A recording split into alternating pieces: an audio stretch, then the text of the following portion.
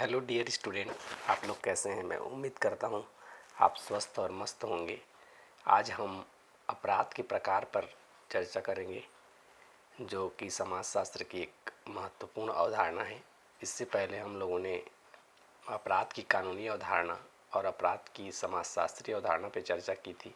यदि आप लोगों ने उन वीडियो को नहीं देखा है तो मैंने इस वीडियो के डिस्क्रिप्शन में उन वीडियो का लिंक दे दिया है, जहां से आप उसको जाकर देख सकते हैं। और इस वीडियो के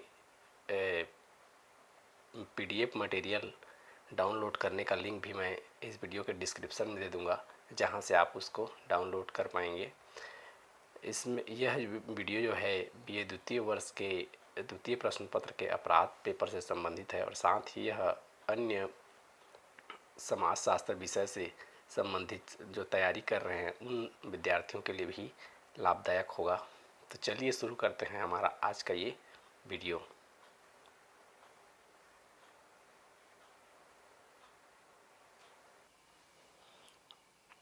तो देखते हैं अपराध का प्रकार। अपराध के प्रकार के बारे में सबसे पहले जो है देखते हैं हेज के अनुसार। हेज ने जो है अपराध तक किस प्रकार से वर्गीकरण दिया। हेज ने जो है अपराध से होने वाली हानि की प्रकृति के को ध्यान में रखते हुए, जब कोई व्यक्ति अपराध करता है तो उससे कैसा हानि होता है, इस प्रकृति को ध्यान में रखते हुए अपराधों को जो है 3 भागों में बांटा। उन्होंने बताया अपराध को व्यवस्था के विरुद्ध अपराध, संपत्ति के विरुद्ध अपराध और तीसरा व्यक्ति के विरुद्ध अपराध।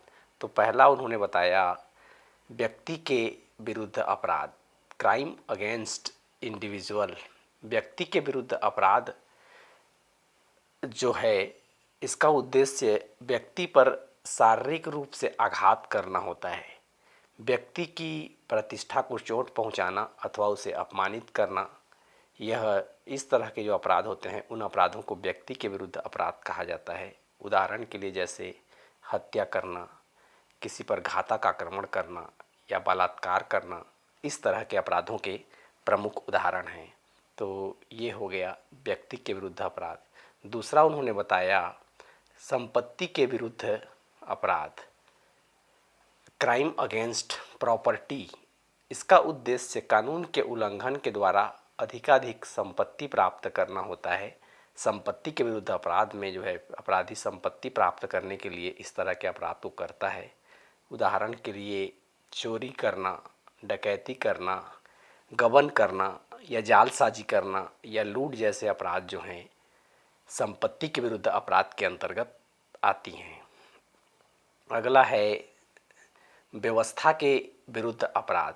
इसके द्वारा सार्वजनिक जीवन को हानि पहुंचती है और जनसाधारण में जो है असुरक्षा की भावना पैदा होती है। क्राइम अगेंस्ट ऑर्डर, एक सामान्य व्यवस्था को बिगाड़ने के लिए जो अपराध किए जाते हैं उन अपराधों को व्यवस्था के विरुद्ध अपराध कहा हेज ने। जैसे कुछ गुंडे या बदमाश जो हैं सड़कों पर मार पीट करते हैं, तो इससे क्या होगा, सार्वजनिक व्यवस्था जो है वो क्या हो जाएगा, बिगड़ जाएगा।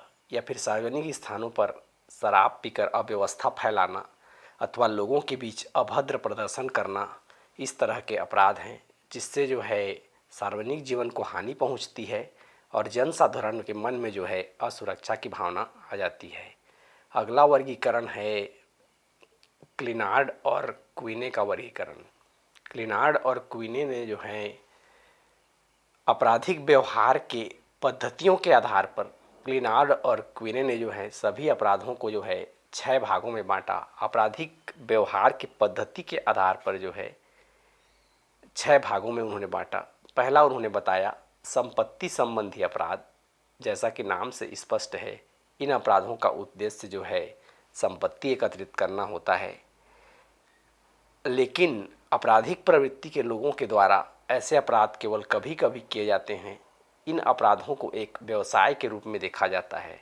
तो ये हो गया संपत्ति संबंधी अपराध, जिनका उद्देश्य संपत्ति एकत्रित करना होता है और ये अपराध कभी कभी किए जाते हैं और इन अपराधों को एक व्यवसाय के रूप में देखा जाता है। दूसरा है हिंसापूर्ण व्यक्तित्व अपराध। हिंसापूर्ण व्यक्तित्व अपराध क्लिनार्ड ने जो है इस अपराध में उन अपराधों को शामिल किया जो हिंसक प्रकृति के होते हैं तथा साधारणतया उन लोगों के द्वारा किए जाते हैं जिनके विरुद्ध अपराध का कोई पहला मामला रिकॉर्ड नहीं होता है। उदाहरण के लिए हिंसापूर्ण व्यक्तित्व अपराध के अंतर्गत हत्या को उन्होंने शामिल किया, आक्रमण, हिंसा की धमकी या फिर बलात्कार, इस तरह के अपराधों को हिंसापूर्ण व्यक्तित्व अपराध के अंतर्गत शामिल किया। अगला है व्यावसायिक अपराध, ऑक्यूपेशनल क्राइम। जो अपराध तुलनात्मक, ये अपराध जो हैं तुलनात्मक रूप से बहुत गंभीर प्रकृति के होते हैं। ऐसे अपराधों के द्वारा व्यक्ति द्वारा साधारणतया जो है इसको व्यवसाय के रूप में किया जाता है और यह अपराध करने वाले लोग समाज में सामान्य जीवन व्यतीत करते हुए दिखाई देते हैं, लेकिन आंतरिक रूप से ये गबन करते हैं, कालाबाजारी करते हैं, झूठे विज्ञापन या तस्करी के द्वारा अपनी आर्थिक आवश्यकताओं को पूरा करते हैं। तो इस तरह से जो है ये व्यवसाय के दौरान जो है अपराध करते हैं। ये लोग समाज में ऐसे लगते हैं कि सामान्य जीवन व्यतीत करते हैं, लेकिन आंतरिक रूप से ये गबन, कालाबाजारी, झूठा विज्ञापन या तस्करी के द्वारा अपनी आर्थिक आवश्यकताओं को पूरा करते हैं। तो इस तरह के अपराधों को जो है व्यावसायिक अपराध कहा। अगला है परंपरागत अपराध, कन्वेंशनल क्राइम। इस तरह के अपराध में लगे हुए व्यक्ति एक आपराधिक संस्कृति से प्रभावित होते हैं, आपराधिक कल्चर से ये प्रभावित होते हैं। ऐसे व्यक्ति निजी संपत्ति से संबंधित कानून के उल्लंघन में जो है विशेषकर रुचि लेते हैं, जैसे चोरी, डकैती, लूटमार, दंगा और अपहरण। और ऐसे अपराधों में लगे हुए लोग इसे अपने आजीविका का एक पूरक स्रोत मानते हैं। बाहरी तौर पर परंपरागत अपराध करने वाले लोगों के आजीविका के साधन कुछ और होते हैं, बाहरी तौर पर वे कुछ और कार्य करते हैं, लेकिन आंतरिक रूप से वे अवसर पाने पर जो हैं इस तरह के अपराधों में भी जो है लिप्त हो जाते हैं परंपरागत अपराधी, और इसके द्वारा जो हैं वो अपना आजीविका चलाते हैं। ऐसे अपराधों में लगे हुए लोग इसे अपने आजीविका का एक पूरक स्रोत मानते हैं। बाहरी तौर पर ये अलग काम करते हैं, लेकिन जब भी मौका मिलता है आंतरिक तौर पर ये अवसर पाने पर जो है इस तरह के अपराध में लिप्त हो जाते हैं। तो इस तरह के अपराध को उन्होंने है परंपरागत अपराध कहा। अगला है राजनीतिक अपराध। राजनीतिक अपराध जो है उन अपराधों को कहते हैं जिनका उद्देश्य राजनीतिक अथवा कूटनीतिक लाभ प्राप्त करना होता है। उदाहरण जैसे शत्रु देश को अपना रहस्य दे देना, अपने देश के विरुद्ध जासूसी करना या फिर देशद्रोह जो करना, इस तरह के अपराध के प्रमुख उदाहरण हैं जिनका उद्देश्य राजनीतिक अथवा कूटनीतिक लाभ प्राप्त करना होता है। और अगला है सार्वजनिक व्यवस्था संबंधी अपराध। सार्वजनिक व्यवस्था संबंधी अपराध का उद्देश्य सामाजिक नियमों का उल्लंघन करना है, जिससे सामाजिक व्यवस्था को बनाए रखने के लिए ज़रूरी समझा जाता है। उन नियमों का लोग क्या करते हैं, उल्लंघन करते हैं, जैसे आवारागर्दी करना, वेश्यावृत्ति करना या फिर समलैंगिकता या नशाखोरी या फिर जुआ खेलना या फिर यातायात के नियमों को तोड़ना। इस तरह की चीज़ों के करने से क्या होता है, सार्वजनिक व्यवस्था जो है या समाज के सामाजिक नियमों का क्या होता है, उल्लंघन होता है और सार्वजनिक व्यवस्था जो है बिगड़ जाती है। तो इस तरह के अपराधों को जो है सार्वजनिक व्यवस्था संबंधी अपराध के अंतर्गत रखा गया। अगला है लेमर्ट का वर्गीकरण। लेमर्ट ने अपराध निरोध के आधार पर के उपागम को ध्यान में रखते हुए अपराधों को 3 भागों में बांटा। लेमर्ट ने अपराध निरोध के उपागम के आधार पर अपराध को 3 भागों में बांटा। पहला बताया उन्होंने विश्वासघातक अपराध। ऐसे अपराधों का उद्देश्य जो है आर्थिक, राजनीतिक या कोई दूसरा भी हो सकता है। ऐसे अपराध करने वाले अपराधी जो हैं पहले किसी व्यक्ति, अधिकारी अथवा नेता का विश्वास प्राप्त कर लेते हैं और विश्वास प्राप्त करने के बाद में धोखा देकर कानून का गंभीर उल्लंघन कर देते हैं। तो इस तरह के अपराध को जो है विश्वासघातक अपराध कहा लेमर्ट ने। दूसरा प्रकार उन्होंने बताया स्थितिजन्य अपराध, सिचुएशनल क्राइम।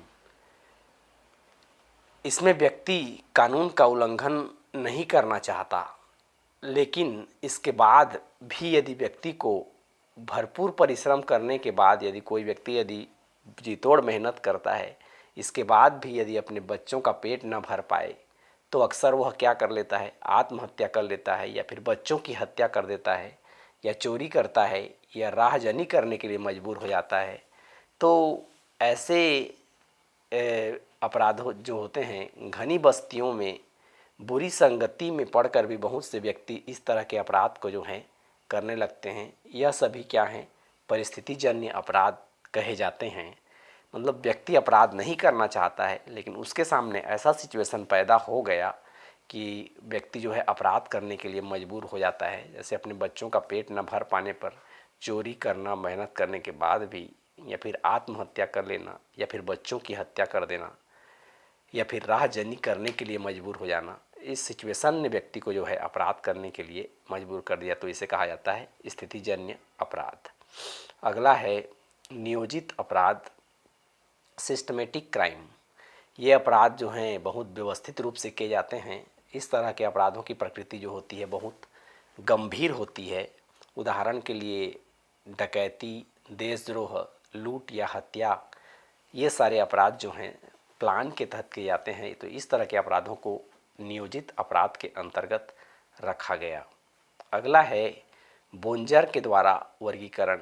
बोंजर ने जो है आर्थिक अपराध को जो है में के प्रकार में पहला उन्होंने बताया आर्थिक अपराध, जो धन प्राप्त करने की इच्छा से किए जाते हैं, उन अपराधों को उन्होंने जो है आर्थिक अपराध कहा। जैसे डकैती करना, लूट करना, चोरी करना, गबन करना, गिरहकटी करना या तस्करी करना, इस तरह के अपराध होते हैं जिनका उद्देश्य जो है आर्थिक लाभ प्राप्त करना होता है।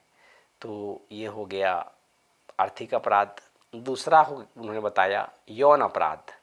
इसका उद्देश्य होता है व्यक्ति के द्वारा यौन की पाशविक प्रवृत्ति को असामाजिक ढंग से संतुष्ट करने के लिए अपराध करना। जैसे बलात्कार, वेश्यावृत्ति, अप्राकृतिक व्यभिचार या पर व्यक्तिगमन जैसे अपराध इस श्रेणी के अंतर्गत आते हैं।